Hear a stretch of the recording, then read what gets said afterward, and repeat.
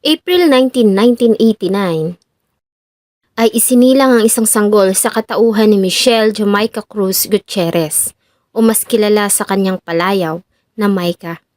Si Maika ang panganay sa apat na magkakapatid. Ang sumunod sa kanya ay tatlong mga lalaki. Kaya naman ganun na lamang ang pag-iingat at pagmamahal sa kanya ng kanyang mga magulang. Lumaki si Maika na may angking kagandahan. Kung titignan mo ang maamo nitong muka, ay nahahawig sa artista na si Jenica Garcia. Maliban sa angking kagandahan, ay lumaki ito na matalino. Masunuring anak at mapagmahal na ate sa nakababatang mga kapatid. Wala itong ibinigay na problema sa kanyang mga magulang. Nang magtapos ito ng high school, ay nag-enroll ito sa St. Paul College at kumuha ng kursong Bachelor of Science in Tourism.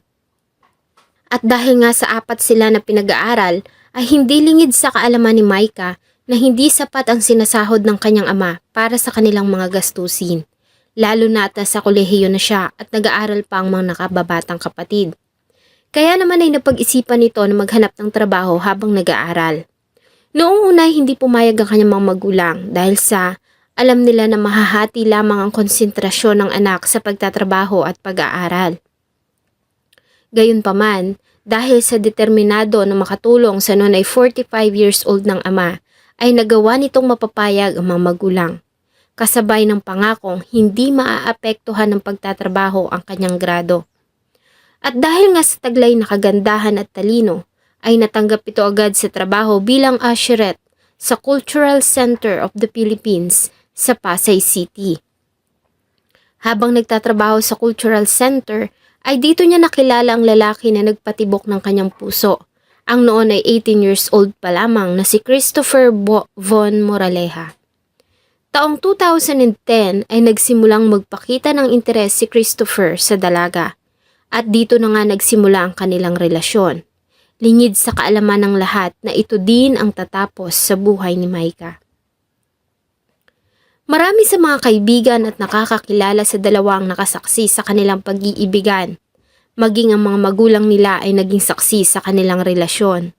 Hindi kasi nilihim ng dalawa ang kanilang pagmamahalan. Formal itong pinakilala ni Maika sa kanyang pamilya, ganun din naman si Christopher. Hindi tumutol ang pamilya sa kanilang relasyon dahil sa alam nilang hindi magpapabaya si Maika sa kanyang pag-aaral.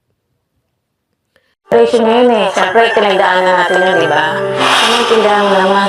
Kasi nakikita ko na hindi siya napapagbayaan ng pag-aaral niya. Ayon sa mga nakakakilala sa kanila, ay masasabi mong genuine at talaga namang solid ang naging relasyon ng dalawa.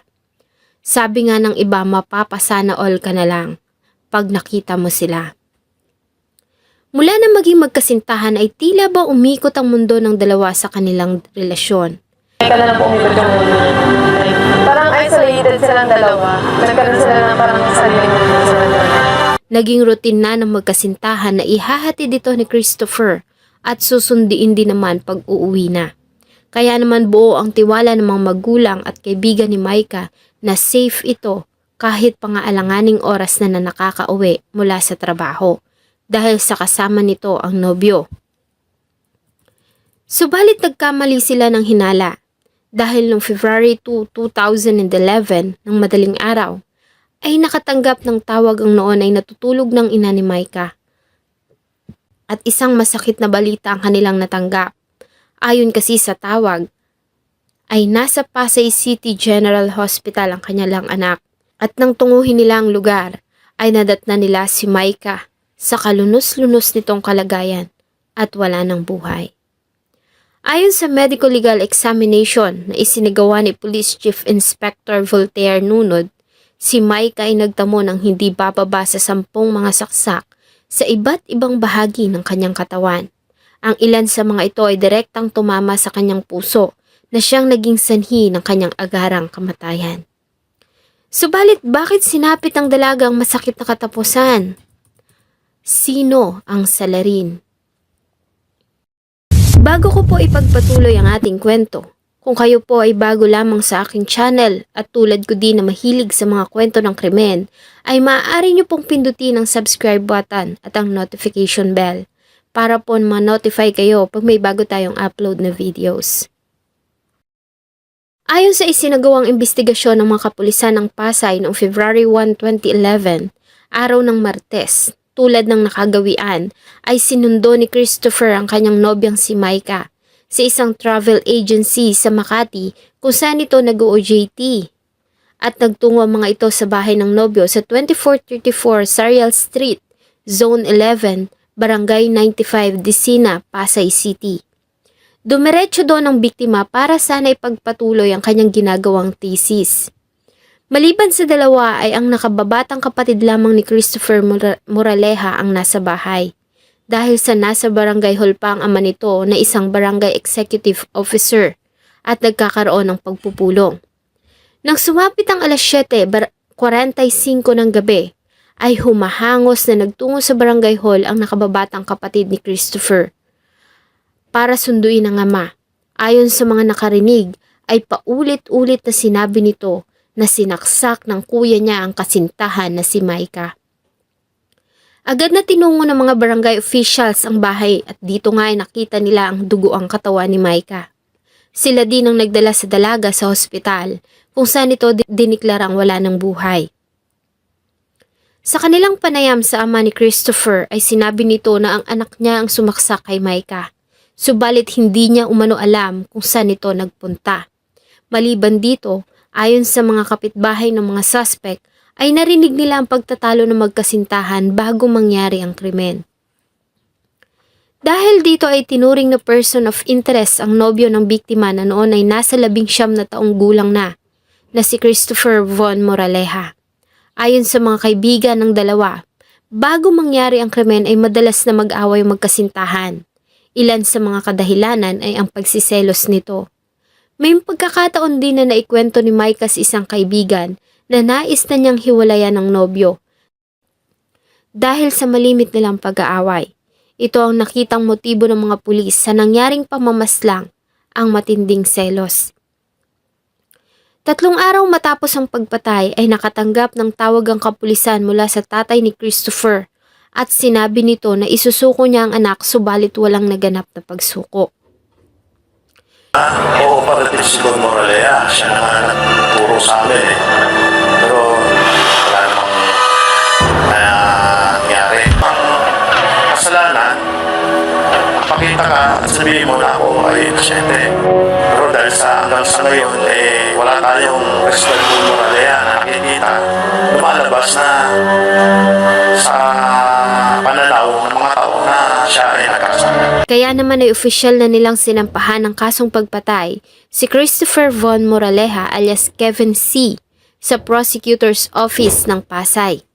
Ayon kay Police Lieutenant Alan Valdez, ang hepe ng Station Investigation and Detective Management Branch ng Pasay Police, na bagamat walang direktang nakapagturo o nakakita sa suspect na si Christopher Von Moraleja nang saksakin niya ang biktima, umaasa sila na sa pamamagitan ng mga circumstantial evidence ay maituturo nito ang akusado. Matapos ang masusing pagsusuri at pag-aaral ng mga taga-usig sa mga ebidensyang isinumite sa kanila ng pulisya, ay nakakita sila ng matibay na basihan para iakyat ang kasong pagpatay laban kay Christopher Von Moraleja sa mababang hukuman noong April 29, 2011. Nakasaad sa inilabas na resolusyon ng taga-usig na lumalabas sa mga pangyayari na may relasyon bilang magkasintahan ang biktima at ang suspect at naganap ang pamamaslang sa loob mismo ng bahay na tinitirhan ni Christopher sa 2434 Sarial Street, Disena, Pasay City, kung saan pareho silang nasa loob. Mas binigyang timbang din ng taga-usig ang pahayag ng mga investigador at ng 2 barangay tanod ang namutawi umano sa mismong bibig ng ama ni Christopher na si Von Moraleja na nasaksak ng kanyang anak ang biktima at hindi niya alam kung bakit. Hindi rin sumipot si Christopher sa preliminary investigation na itinakda ng taga-usig at sa halip ay ang kanyang abogado ang dumating at prinisinta ang mga testimonya ng kanyang ama na nagpapasubali sa mga pahayag ng 2 kasamahan sa barangay at ang narinig mula sa kanya ng mga investigador.